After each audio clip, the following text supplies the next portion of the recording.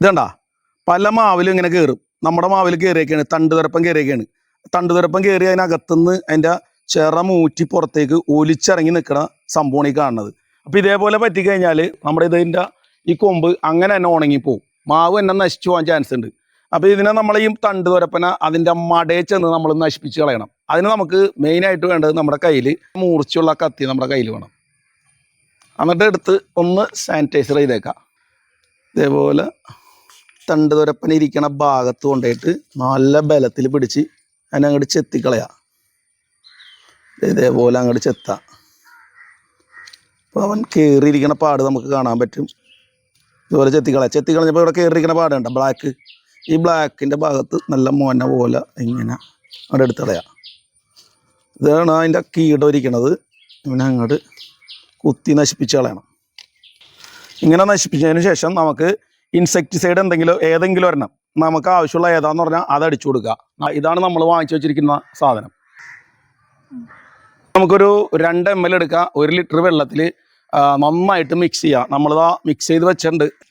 സാധാരണ ഇത് നമ്മളിതാ ഇതേപോലെ ഇങ്ങനെ സ്പ്രേ ചെയ്താണ് കൊടുക്കണത്. അതിന് പകരം നേരെ എടുത്തിട്ട് എന്താണെന്ന് പറഞ്ഞാൽ ആ കീട് വരുന്ന ഭാഗത്തിൻ്റെ അവിടെ കൊണ്ടുപോയി വെച്ച് കൊടുക്കുക. അതായത് ഇങ്ങനെ നല്ല ഫോഴ്സിൽ, എന്നിട്ട് അത് നല്ല പവറിൽ അങ്ങനെ സ്പ്രേ ചെയ്ത് കൊടുക്കുക. അതെടാ നല്ല പവറിൽ സ്പ്രേ ചെയ്ത് കൊടുക്കുക.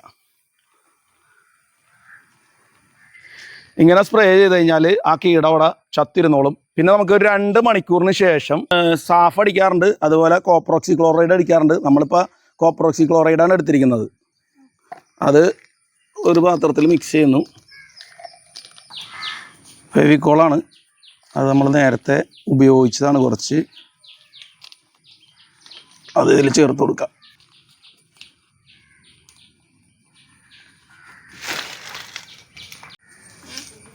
കുറച്ച് വെള്ളം അതിനകത്ത് ഒഴിക്കാം. ആവശ്യത്തിന് മതി, ഒരുപാട് വേണ്ട. മിക്സ് ചെയ്യാം.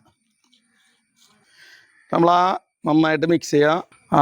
നമ്മൾ ചീമ്പിയ ഭാഗത്തേക്ക് അതുപോലെ അങ്ങോട്ട് അടിച്ചു കൊടുത്തേക്കുക. അത് കഴിഞ്ഞിട്ട് ബാക്കി പാമ്പിൻ്റെ മൊത്തം അടിക്കുക.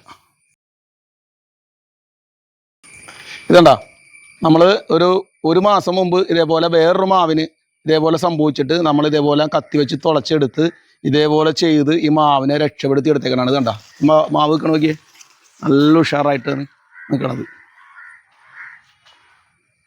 മാവ് ഒരു സെപ്റ്റംബർ ഒക്ടോബറോടുകൂടിയൊക്കെ പൂക്കേണ്ട ഒരു സമയമാണ്.